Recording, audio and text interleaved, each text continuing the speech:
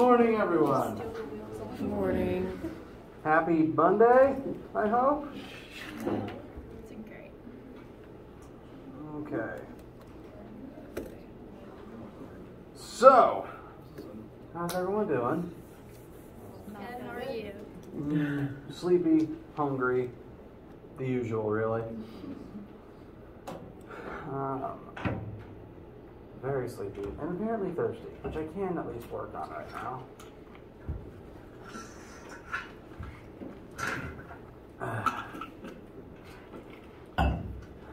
Alright, so I have been getting... Sorry, it's Monday and apparently I can't talk yet. Rebooting.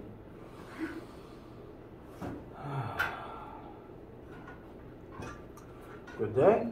Over the weekend I've been getting emails from people, similar things with the homework that I've been getting emails about the entire time, namely the questions that WebAssign has the hardest time interpreting. I'll try to rebuild future assignments to avoid this particular issue. Please keep sending those in as you encounter difficulties. I've got a few more in my inbox I still need to comb through, so if you haven't gotten a reply from me yet, that will be coming. I was just asleep more of yesterday than I planned for. But that's Sunday. Some minor things to note. Homework, quiz, and lab are due today by midnight. So make sure that when it comes to the homework and the lab, make sure that your final best answers are, homework and quiz, excuse me. Make sure that your final best answers are the ones that are in there. The quiz won't tell you if you're right until, I think, midnight today. So I've got some questions from people wondering if things are submitting correctly. What to do with the quiz is input your answers, press OK. It'll probably take over. It won't show you anything has changed, but your answer will be in the box.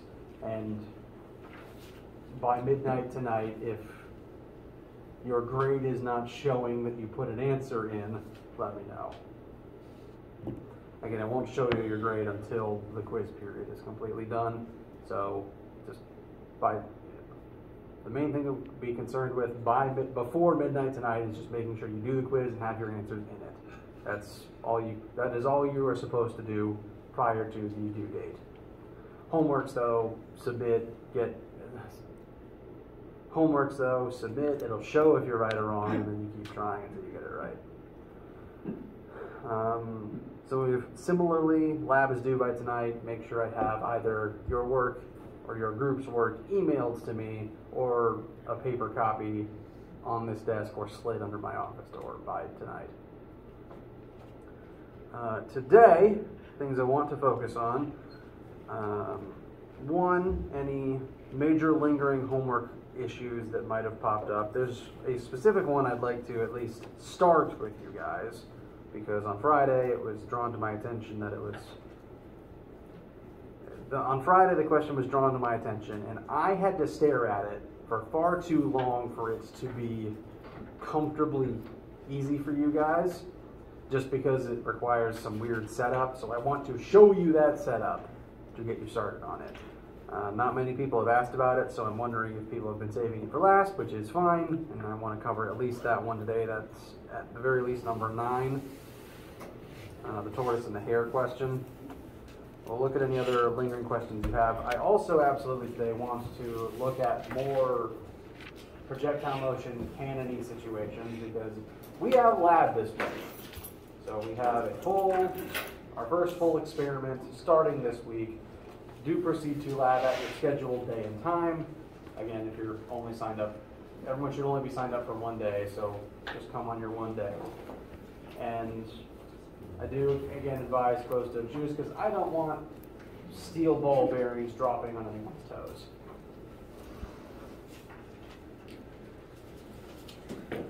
So, with the basic itinerary for today laid out, how are you guys doing? And any specific questions from you guys that you would like to make sure we address today? when we worked on 6 last week, I was doing it from the numbers on the board and not my numbers on here. Right. Oh, so you submitted answers to WebAssign based on the numbers I had on the board? Yes, so like when I was writing it down, I wrote down those numbers instead of my numbers. Okay. Yeah. So within number 6, there's only actually one number that will vary for everybody, and that's the distance, the hiker walk between the two positions. So the basic setup will still work. The only thing that will really change is the number you put, the one number that's different at the end. I think the setup looks, please correct me if I'm wrong, I don't have my old attempt at it in front of me.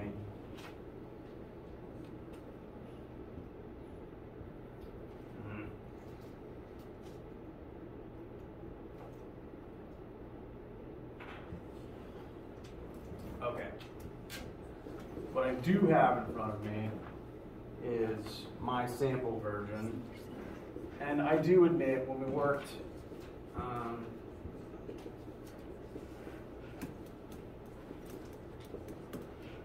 worked this together, I may have put the height number in a different point with a different sign on it.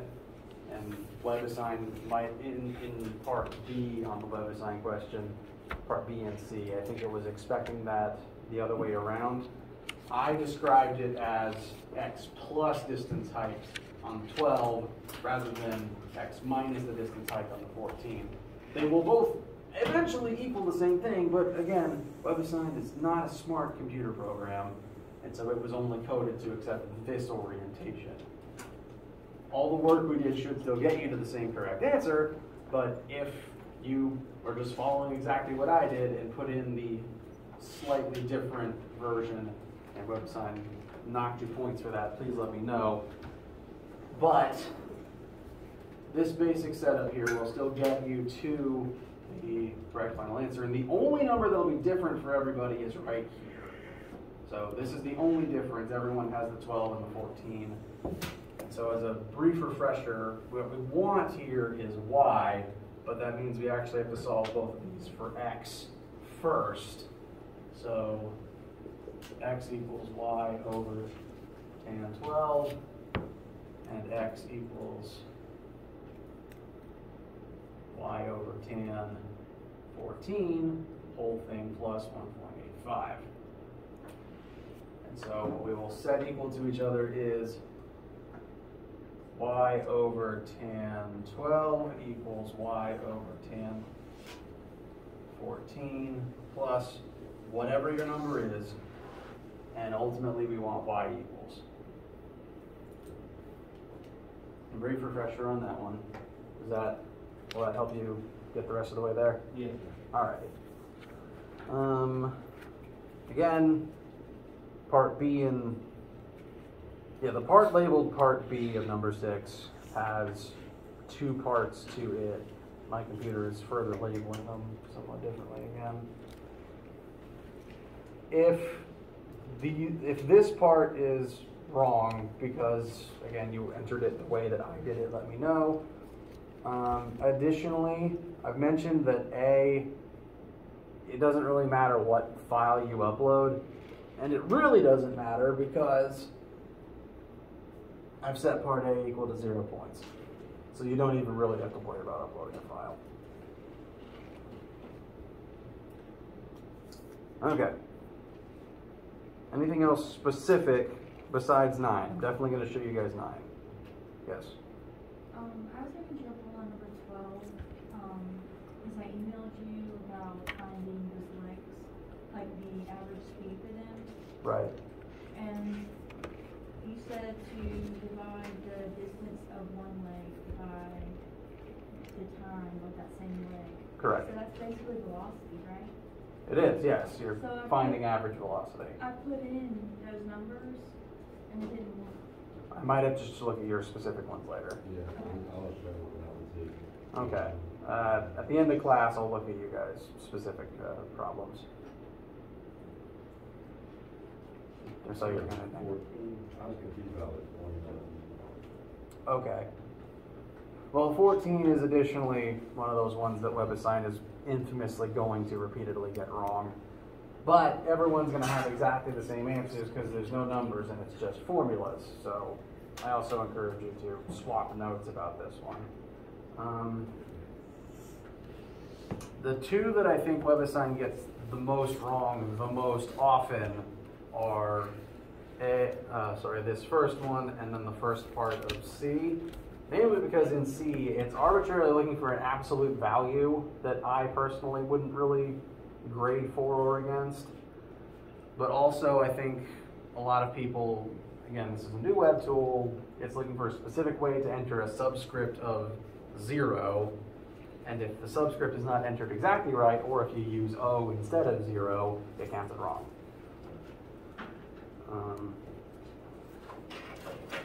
B and the second part of D, I think most people have been getting mostly okay. It's the same answer between the two, and the trickiest part is just getting the squared part. So keep an eye out on these, and please let me know if the auto grader does a dumb. It's definitely been the most of the emails I've been getting all weekend. Does this help address the issues that you were having? Okay.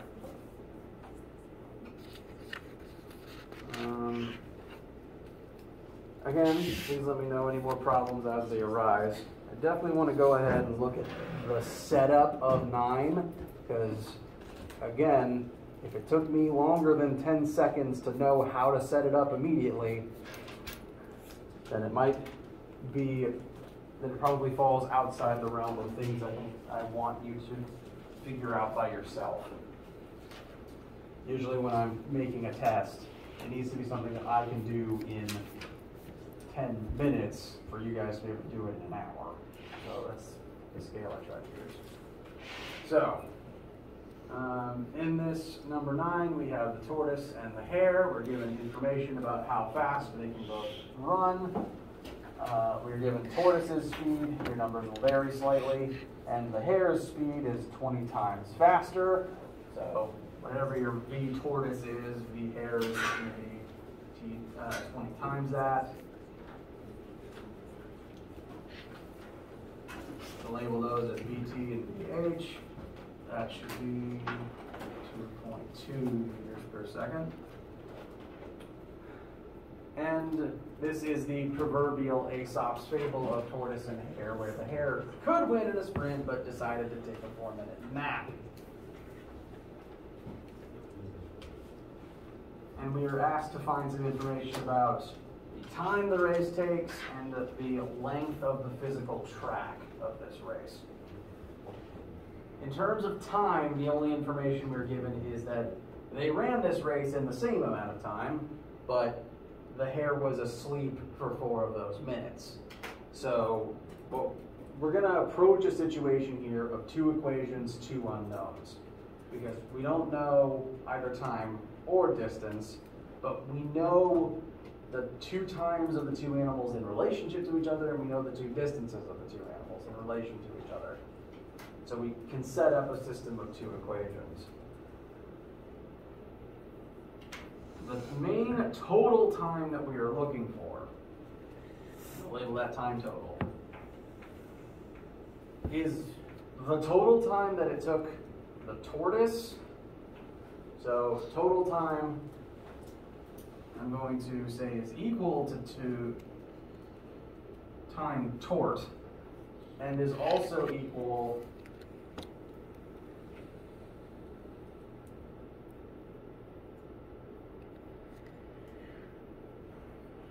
how did I set this? Okay, my apologies. Misread my own notes, which is not a good sign. I'll work on my handwriting.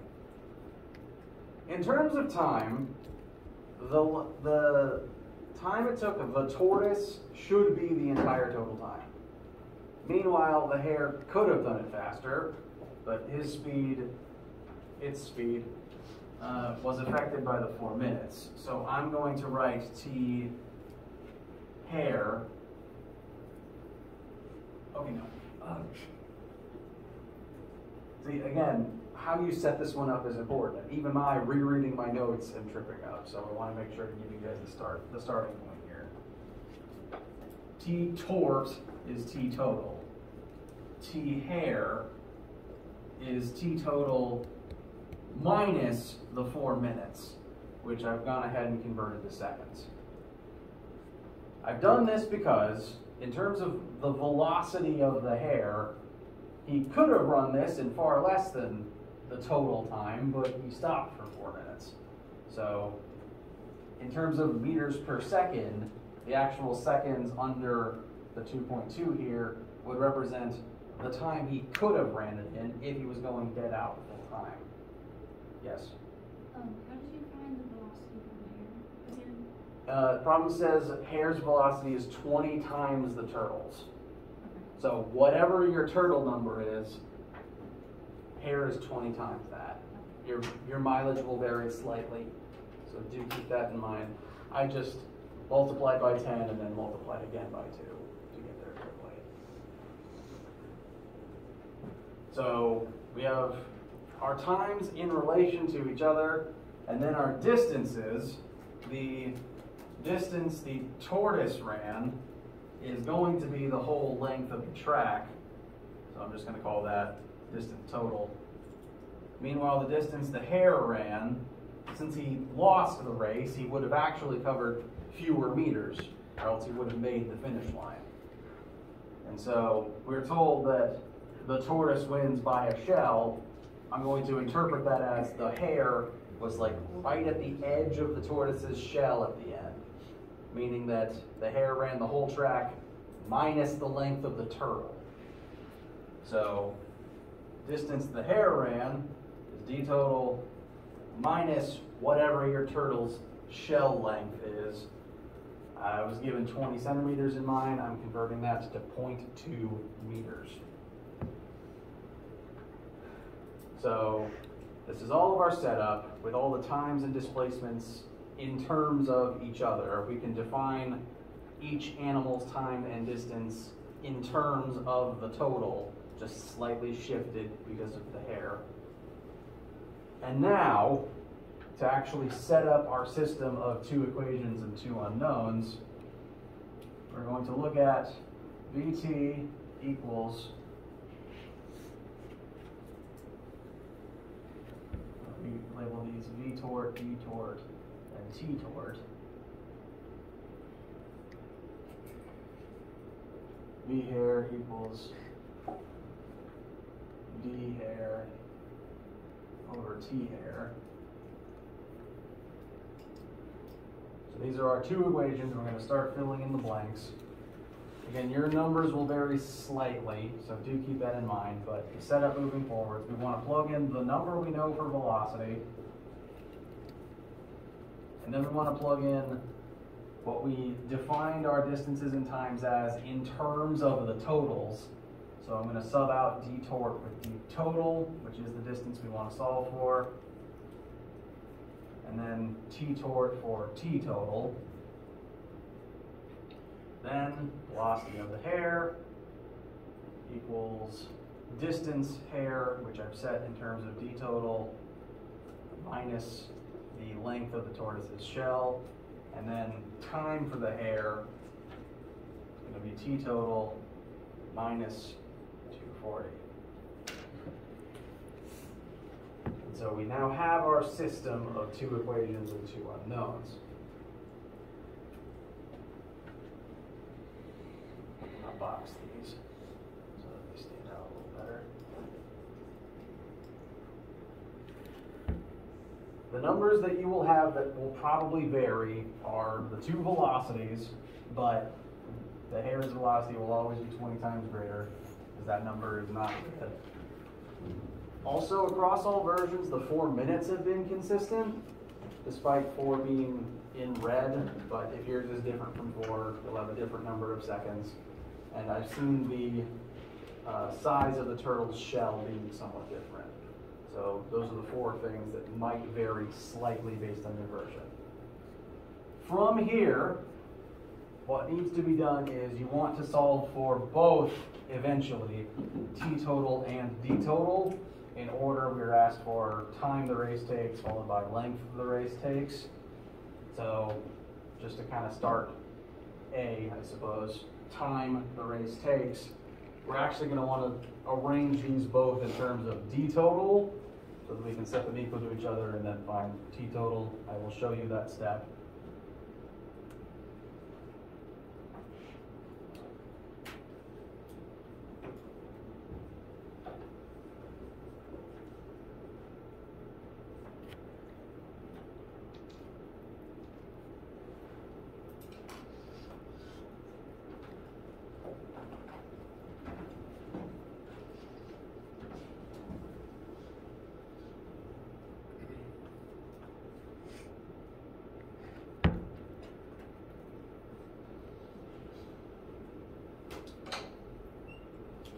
Here's when it gets a little more complicated.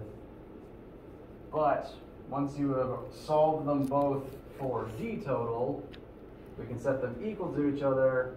That'll cancel out the d totals. And to proceed for t total, I'm going to go ahead and give you this as your starting point.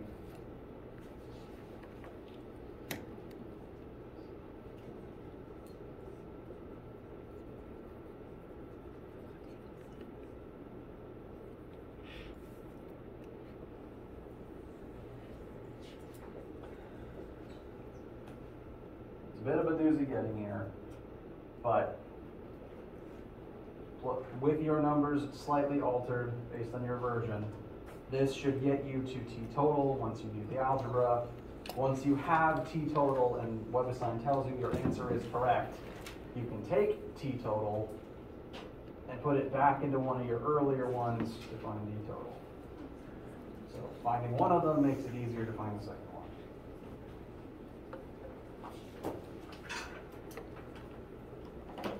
So, that is the setup for 9. It is already about 10 a.m. So, any questions, issues, concerns about this particular question or the setup as shown?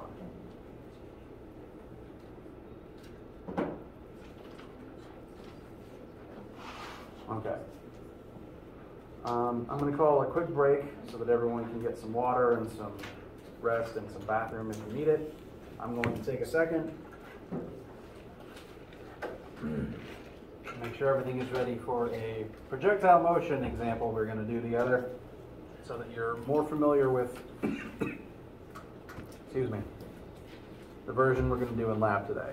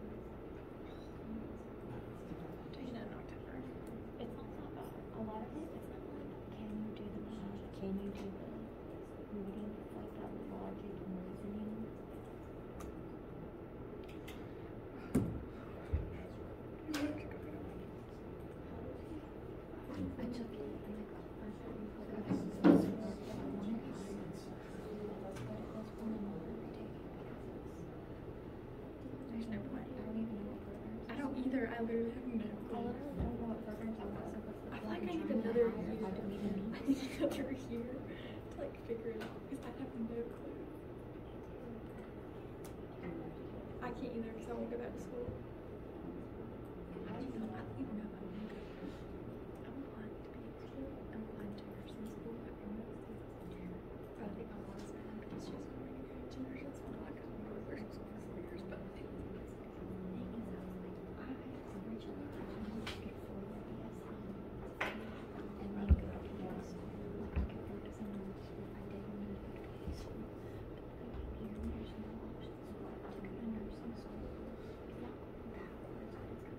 you could have done it in 4 years, and then that's what I was done. Like she has her master's in nursing. Like she's got her nurse practitioner. She has her master's in nursing. She got it, but she didn't get the. You can do like a 3-year PSN and a year. All right. So she got all of it. She got her master's. Anyone need anything before we She said you resume? could have done all of this, but you go to biology. I was like, Okay. thanks, Mom. So, on Friday, we looked at a simpler cannon question where well, it wasn't literally a cannon, but a simpler projectile motion question where the projectile's initial velocity is entirely in the y-axis. This, as we've discussed, is the simpler type of launch question. And lab will involve that to an extent, but it will also involve a case like the one currently on screen, where you launch at an angle from a cliff, and this is more difficult type of launch question because, as we're going to see, the potential quadratic won't cancel out and we're going to have to work it to its completion. But we'll get to that point partway through. For now, let's just set up the situation. I watched a lot of Mythbusters as a kid, and that's definitely a contributing reason why I'm in this career field. A cannon is going to be fired by the Mythbusters at the edge of a cliff into an abandoned quarry. The cannon fires at 10 meters per second at an angle of 45 degrees. So the launch triangle will look something like this, where the 10 meters per second is the hypotenuse. This means that the ball will be fired both in the x-axis and also upwards in the y-axis simultaneously. And so its path is going to truly form a parabola. We'll go up and out and then down and then boom. We were also told that the cannon on this cliff is situated 20 meters above the floor of the quarry. First thing we're asked, what is the x and y velocity, the components of the launch speed for this cannonball? Since we're launching at an angle, we do need to take this 10 meters per second and divvy it up into x and y components. So, we're looking at this triangle we built, and knowing that the x and y axes are perpendicular from one another, we're going to need to consult a minor bit of trig to find x and y parts of this triangle. Fun fact about 45-degree right triangles, though, these two legs will ultimately be the same number. So that's nice.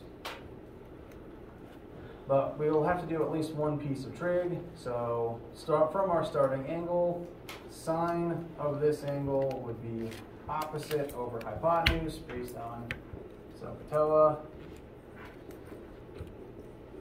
So sine equals opposite over hypotenuse. So sine of 45 degrees should be the y leg over 10. Therefore, y leg will equal 10 times the sine of, why did I write 7? 45 degrees.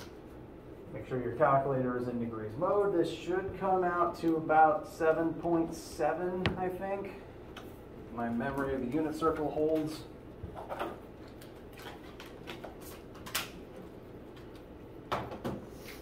Sorry, 7.07. I was slightly off. Please correct me if I'm wrong.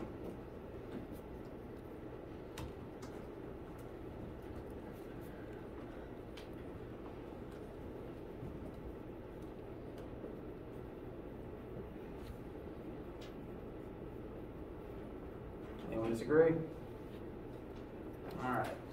And again, because of the nice quirk of 45-degree right triangles, if you were to work cosine of 45 equals x over 10, you should arrive at the same conclusion in the x-axis.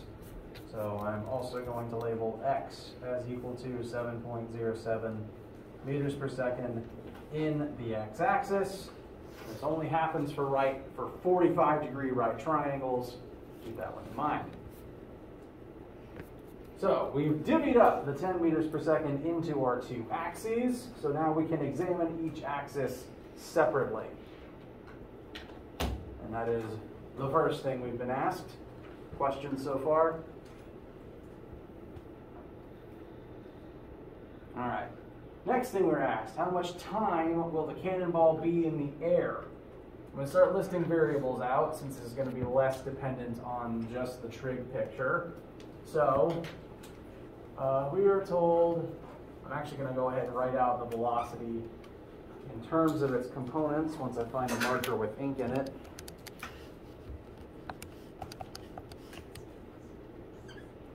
Velocity initial x, 7.07 meters per second, x-axis. Velocity initial y, 7.07 meters per second, y-axis. Starting height, so y position initial is going to be 20 meters in the air, or 20 meters above the floor of the canyon.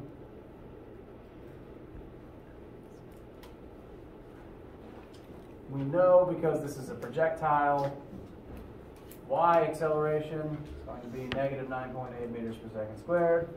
X acceleration will be 0.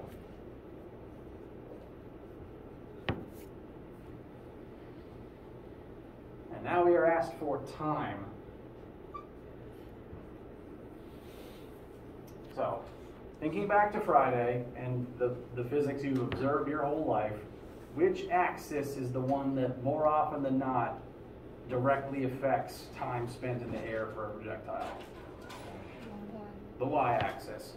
Unless you ram into something horizontally first, falling and hitting the ground is going to determine your hang time more often than not. So we will consult the y-axis. Why did I do that? Consult the y-axis for time spent in the air. What formula is, with what we know and what we want, what formula is our best guess examining the y-axis for time?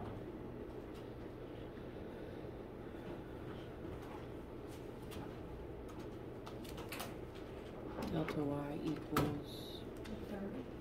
Very good. The third formula, which is the one you were starting.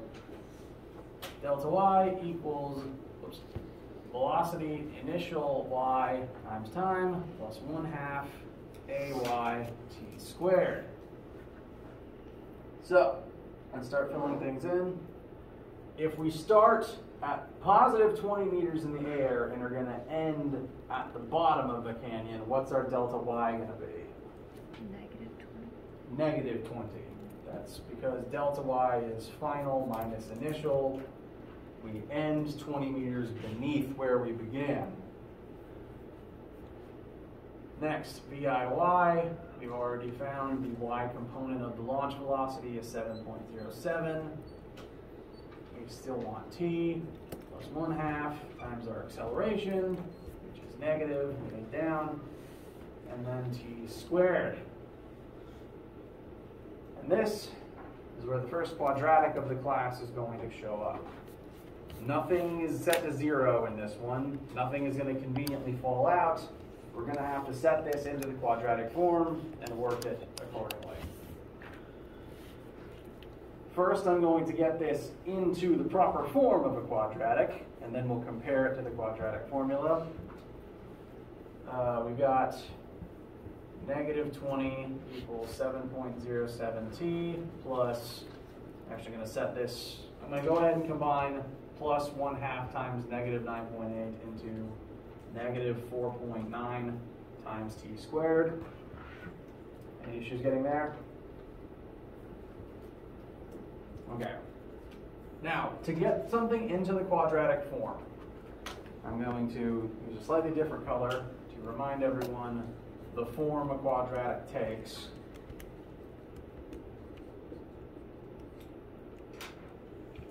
We're going to want to get it into the form of 0 equals constant times variable squared plus constant times variable plus constant with no variable. So to get what we have into that form, we eventually want the left side to be just 0 on its own, so we're going to move the negative 20 over. We also want the first thing we list to be the term with variable squared in it, and we're treating t as our variable here instead of x. So negative 4.9 t squared plus our term that has a constant times a variable unsquared. So that's going to be the velocity times time term. And lastly, our single constant with no variable. We're going to bring the negative 20 over to the other side. That's going to make it positive 20. So, once we move forward into quadratic land, our A term is going to be the negative 4.9. Our B term is going to be positive 7.07. And our C term is going to be positive 20.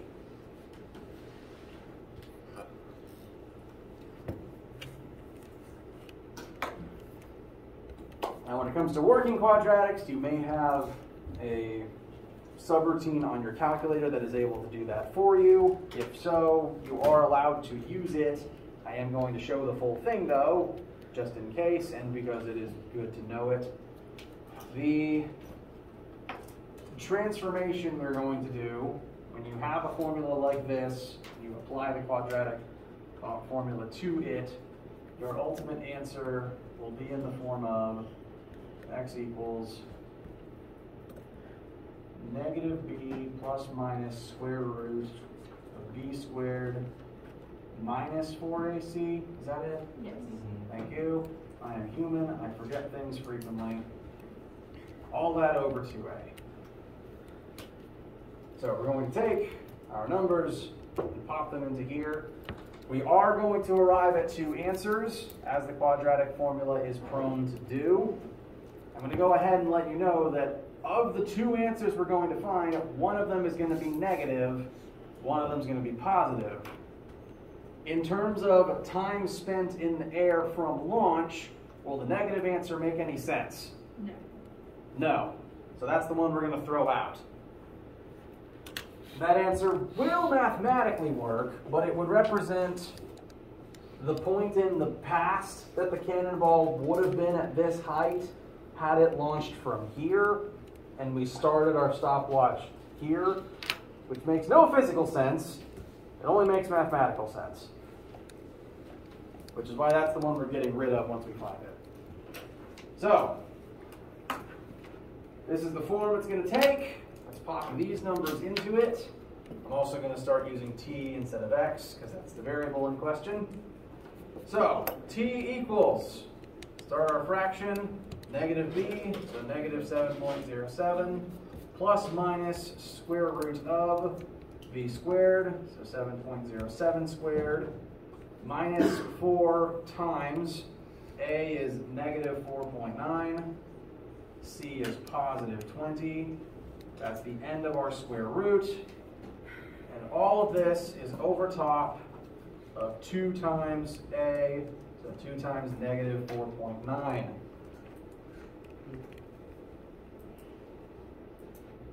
Questions, issues, concerns thus far? All right. At this point, it's going to primarily just be algebra and solving.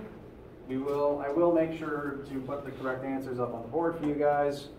I'm going to go ahead and compress the entire square root down.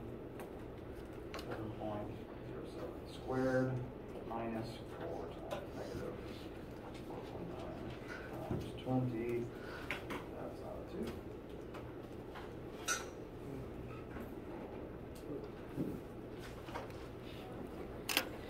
All right. Again, if you you have a different answer than what I'm about to put on the board, please let me know. Before doing the plus minus and finding two separate answers, I am at the point of what I found for the entire square root is 21.02. So right now, before finding the two separate versions, we're at negative 7.07 plus minus 21.02, all over negative 9.8. Questions, comments, concerns thus far? Okay. Check the clock. So our two final answers, we'll just skip to that point. Negative 7.07 plus 21.02 divided by negative 9.8.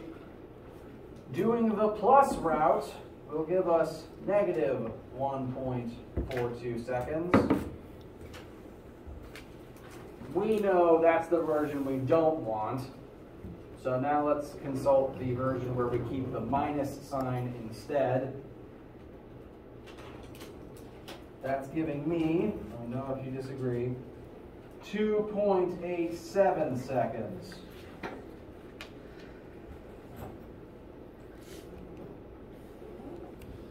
Any disagreements? Any issues getting to this number? All right. So that would be the positive amount of time the cannonball would spend in the air when launched from that position at that velocity. We've reached the end of the lecture. I'm not going to hold you because Monday is hard enough. But from there, now that we know that time and the horizontal velocity, it would be a simple matter of one formula, modicum of algebra to find the horizontal distance. Really just this number times 7.07. And this will be what we are doing in lab. I'm glad we got through the quadratic part. If you have standing issues with the homework that I mentioned earlier, please, we'll talk about it now between the break and your time. If you don't have time, email me and I will look at your things later. And do have a wonderful day. I will see you, if not today, then at some point this week for Cannon Lab. Thank you very much. Do you have a stapler? Lab? Yes. It's not stapled though. I will then. Okay. I have Thank mine, you. but mine's also not stapled. So, fun fact, staplers are an endangered species.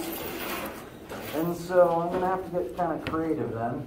That's also. You pass me my phone, sorry. Yes. Not putting your answers on here.